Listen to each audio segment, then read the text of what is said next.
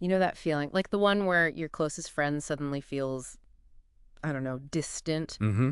Or maybe that sting when you realize you weren't included in something? Yeah. Maybe you've even caught yourself wondering, wait, am I the one messing this up? Uh-huh. Those are tough questions. Right. So have any of those thoughts like, why is my best friend acting so different lately?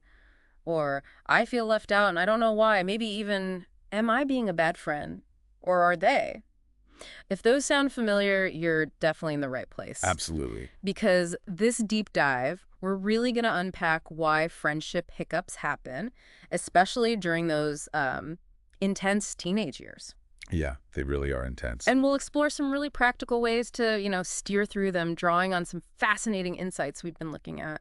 It's amazing how universal those feelings are, Yeah. actually, and how much they can really impact your well-being, Hmm. particularly when you're, navigating all the complexities of adolescence. And what's interesting when you look at why these friendship issues pop up is that often they're tied to the very um, nature of personal growth during this time. Okay, so let's dive into that then. Why do things start to feel off in Mm. friendships? Because it can be so confusing when a bond that felt like rock solid suddenly seems shaky. Well, a really fundamental reason, and we saw this in the material, is simply growing apart. Right. I mean, think about the sheer amount of change that happens during your teenage years. Your whole sense of self is really developing, right? Hmm. And that can lead you to explore very different interests, different values, sometimes pretty quickly. Okay. So what once bonded you, maybe it was a shared hobby Yeah. or, a particular group of friends, it just might not align anymore with who you're becoming. And Mm. it's not necessarily anyone's fault. It's just, well, a natural consequence of growing up, really. Individual development. That makes so much sense. Like, maybe you were inseparable because you were both obsessed with, say, gaming. But then one of you discovers this huge passion for activism, and suddenly your worlds just look really different. Exactly. And here's where it gets interesting, too. The sources also highlighted jealousy or competition.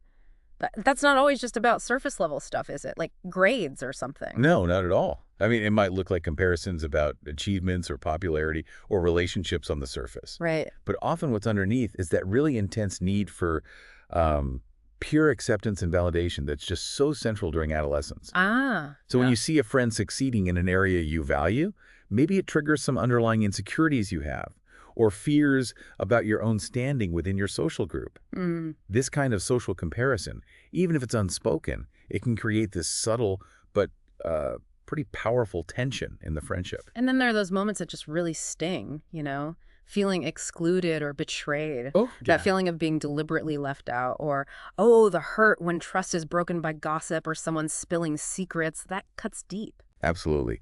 And from a kind of social perspective, those experiences can feel like a real threat to your sense of belonging, which is, a core human need. Totally.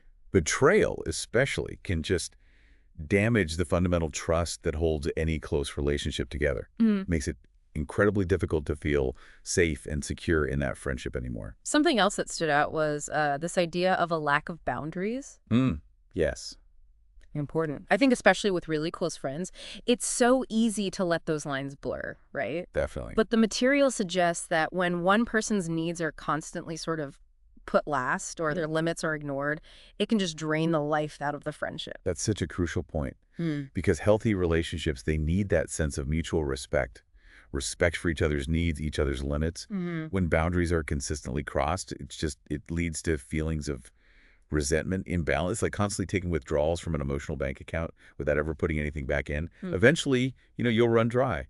Yeah, that's a great analogy. And okay, finally, this one really hit home for me. Unspoken expectations. Ah, yes. The mind-reading trap. Exactly. We often have this ideal picture in our heads of how a friend should act, right? Hmm. But the sources point out when we don't actually say what we expect, it almost sets us up for disappointment, for hurt feelings. Precisely. We might just assume a close friend should instinctively know when we need support or how they should behave in certain situations. Right. They should just know. Exactly. But without clearly expressing those needs, those expectations, we're leaving so much room for misinterpretation, for unmet needs. Okay. So we've explored some of the common reasons why these friendship issues kind of bubble up. Now, what can you actually do when you find yourself in these tricky situations? Okay, so the first step, and I think this is really empowering actually, is to check in with yourself first. Good starting point. The material encourages asking some really direct questions.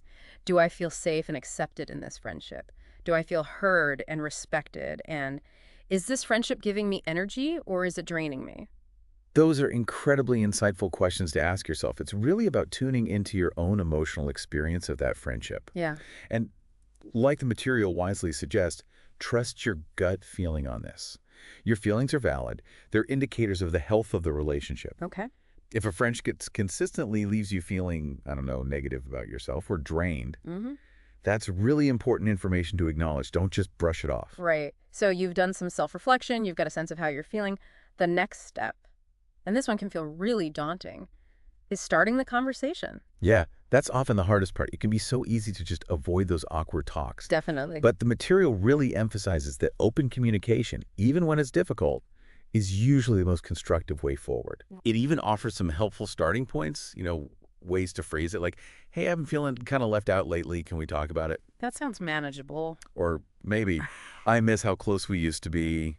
There's something going on. The key thing here is to approach it from a place of expressing your feelings using I statements rather than making accusations. That's so important, framing it around your own experience, I feel, not you did. Exactly. And the source makes a great point that even if the conversation is uncomfortable, it gives you both a chance to understand each other's perspectives, which is essential for resolving the conflict, or at least, like you said, gaining some clarity on why things feel different. Exactly. Just voicing your feelings can be a huge step towards finding a resolution, or at least understanding why the dynamic has shifted. Okay. And building on that communication piece, the material highlights the importance of setting boundaries. This is an area where I think a lot of people, maybe especially younger individuals, can struggle. Absolutely. It can feel almost selfish to say no or to establish limits with someone you care about. It can feel that way, but the material offers a really helpful reframe here. Boundaries aren't about being mean. They're actually about protecting your own well-being Okay. and fostering healthy relationships. It gives concrete examples, like just saying, I need some space right now. Simple, but hard to say sometimes. Or, I don't feel comfortable when we talk about certain topics. Or even, look, I can't always be available to text back immediately, 24/7. Right. And it underscores a key point. Right.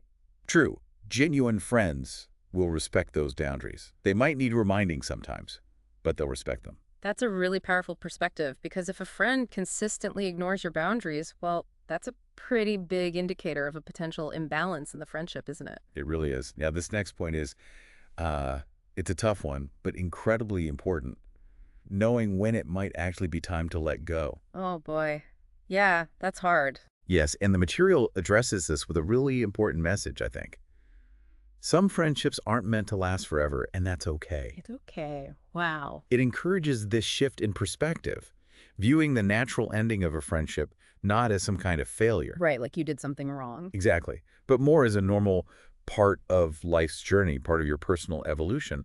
Sometimes connections just serve their purpose for a time, and then they naturally fade. I think there can be so much guilt attached to that, though. Like you're somehow obligated to keep every friendship going forever. That obligation feeling is strong. But the material suggests it's really about recognizing when a friendship no longer supports your growth, or maybe even holds you back. Yeah. And then being willing to create space, for connections that are more nurturing and aligned with who you're becoming now. Precisely. Holding on to a friendship that consistently makes you feel unhappy or drained, it isn't really beneficial for either person in the long run. And, when one chapter closes, it often opens the door for new connections, which leads to the next point the material touches on.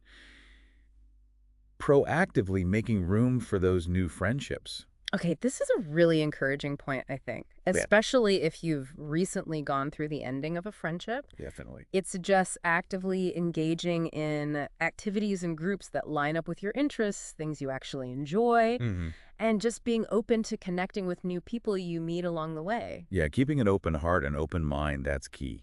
New friendships can really develop in unexpected places when you're willing to put yourself out there a bit and engage with others who share your current interests, your values. So we've talked a lot about navigating the challenges, but what does a really healthy friendship actually look and feel like? The material included a section on friendships that heal, not hurt. Yes, and this is such a valuable framework.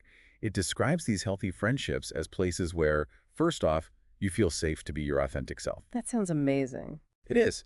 And where you genuinely feel seen, heard, and supported, not just tolerated, but truly seen. It also emphasizes the importance of being able to celebrate each other's successes, genuinely, without any of that underlying envy or competition we talked about earlier. Right, being truly happy for them. Exactly. And the communication aspect is so crucial too, right? Yeah, you mentioned that. The material highlights that in healthy friendships, you have the ability to talk through disagreements, not just shut down. That capacity for constructive conflict resolution, it's vital for the longevity and strength of the connection. Okay, so you can disagree, but still be okay. Absolutely. And finally, it points to mutual growth, the idea that in healthy friendships, you encourage each other's development rather than hindering it. Maybe because you want to maintain the status quo. So you help each other grow. Yes, a supportive friendship fosters individual growth and celebrates those changes, even if it means the friendship itself evolves. That's such a helpful way to think about it, a benchmark almost. Yeah. Now, for those moments when friendship stuff feels really overwhelming, like right now, the source offers some quick coping tools. Immediate strategies. Those immediate things you can do. Exactly. Practical things you can do to help, regulate your emotions and gain some perspective when things feel intense. Like what? Well, journaling your feelings is one, just getting your thoughts and emotions down privately. Okay. Taking a pause box, literally just giving yourself some time and space before reacting, especially if you're upset. Good advice. Grounding exercises like focusing on your breath for just a few moments can really help when you feel overwhelmed. Simple breathing, and importantly, reaching out to a trusted adult, whether that's a family member, a school counselor, a mentor, someone who can offer support and maybe some outside perspective. These are all really actionable steps you can take right away. And the material wraps up with some affirmations, which I think can be surprisingly impactful for shifting your mindset sometimes. Yeah, affirmations can be a really powerful tool for reinforcing more positive self-beliefs, especially when you're feeling down about a friendship situation. So what were some examples? The material offers several that are really relevant here. I deserve friendships that support me. Just stating that. Okay, I like that. I am enough, just as I am. Or sometimes phrased like, I am not too much or not enough. I am just right. Powerful. It's okay to let go of friendships that no longer serve me. Or I can let go with love when something no longer fits. Yeah, and go with love. Yeah. And finally, maybe the most important, real friends accept and value my true self, the real me. I think those are such important reminders to hold on to. So as we kind of wrap up this deep dive, it's really clear that navigating friendships, especially during your teenage years, it isn't always smooth sailing, is it? Not at all. Far from it sometimes. But as the material really underscores, developing the skills to navigate these relationships with honesty, with empathy, with self-awareness, it's a huge part of personal growth. It builds resilience. Yeah. And it's just so important to remember that you absolutely have the right to outgrow friendships. That's okay. You have the right to seek out connections that feel more supportive, more you, and you have the right to heal from difficult friendship experiences. They don't define you.